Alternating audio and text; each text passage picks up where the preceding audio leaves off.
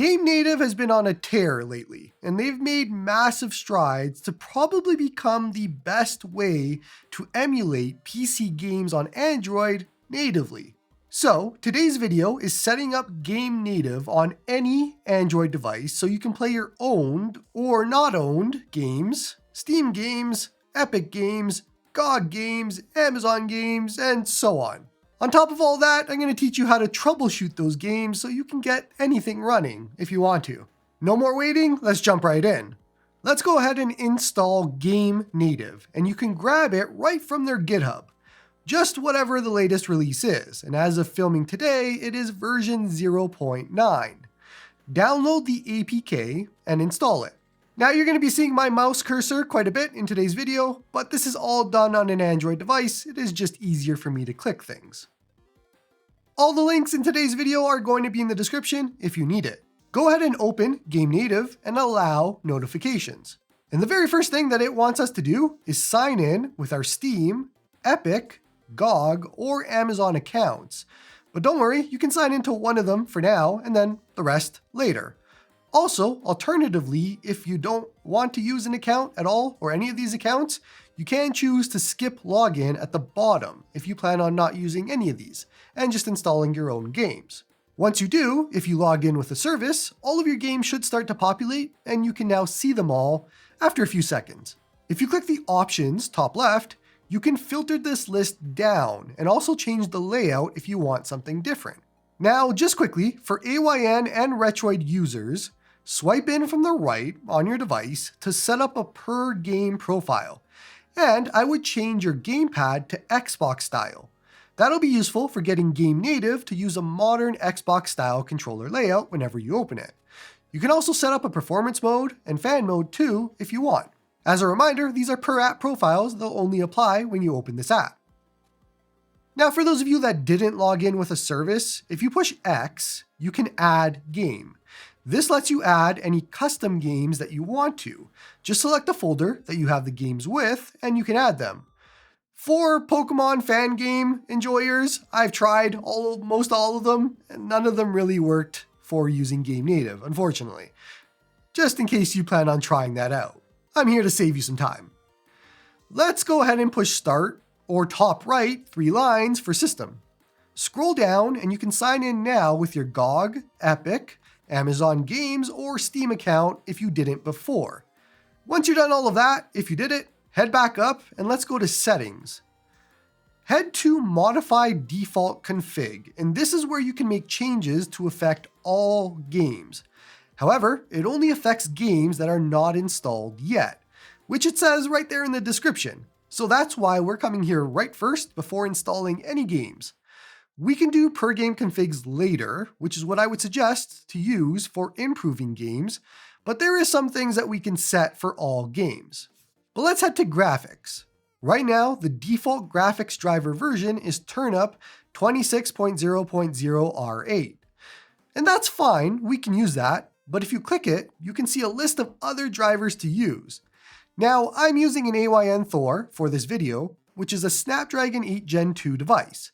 And so I personally like using the Turnup Adreno driver T26 instead from Mr. Purple. So I'm going to choose that, and it's going to install it and download it and all that fun stuff for me. Now, just a reminder, custom drivers are only available for Snapdragon devices. And if this section confuses you, leave this as default. Unless you really know what you're doing or you know what custom drivers to use, then you can do it. Otherwise, go ahead and click Save, top right, and that's all we're doing globally for now. If you want to add your own custom driver zips to use, you can use Driver Manager to upload them here. Scroll down to Downloads and Storage, and this is important. I would leave the download speed as default. Blazing just heats up your device more for not really a big reason. It's just not necessary to do that. However, right below that is Write to External Storage. Now by default, GameNative saves games to your internal storage. So however many gigabytes a game is, that's all taking up your internal storage. But you can put those games on an SD card instead. And I think if you're going to do this, you're going to want an A2 SD card for the better speeds, or it might be a little bit slow on your end. However, even with that, Expect to have slightly lower performance and speeds using an SD card over internal though, because internal is a little bit faster. Alright, back out when done, and let's install our first game. I'm going to pick a game that I know has issues booting, so we can do a good tutorial. So Dave the Diver. Click install and allow the permissions pop up. You can now choose what to install, so what DLC and things that you have. Once it's done installing, go ahead and click play to start playing the game. And we're going to see what happens. Wait for all of the extracting and first time setup to finish. And boom, I'm glad this happened still, but we have an error. Application load error and a bunch of numbers.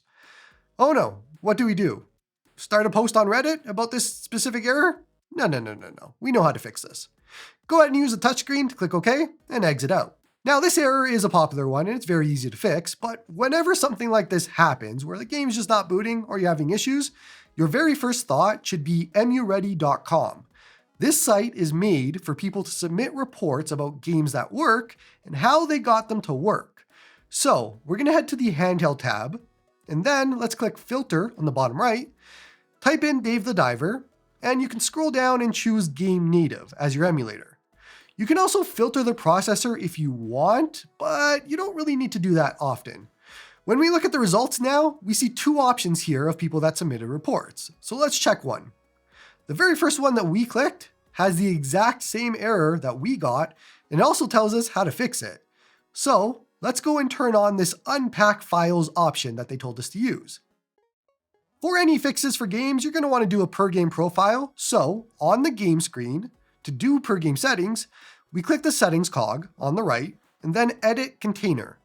Now, any changes that we make here only apply to this specific game. So scroll down on general and you're going to see unpack files.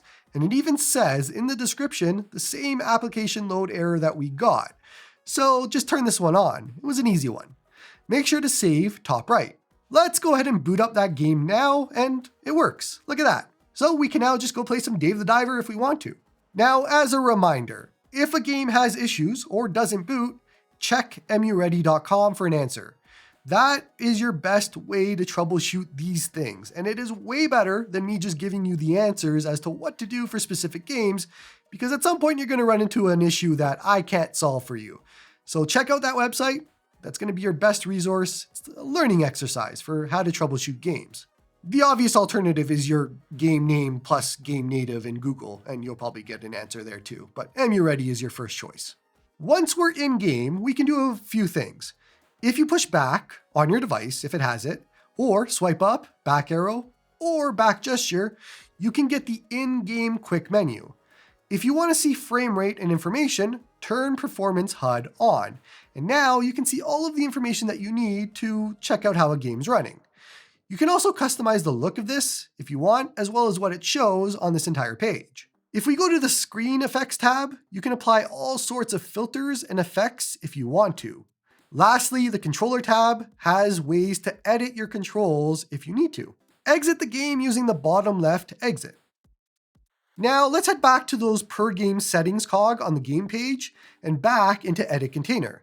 There is some improvement settings that you can do on a per game basis if your device can handle it, and I would highly suggest doing this per game instead of globally.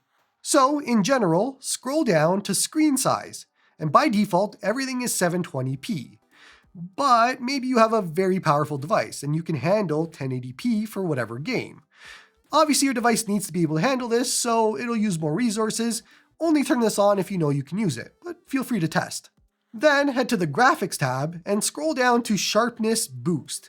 Now this can actually be done globally if you want to, but it might not look good for every single game.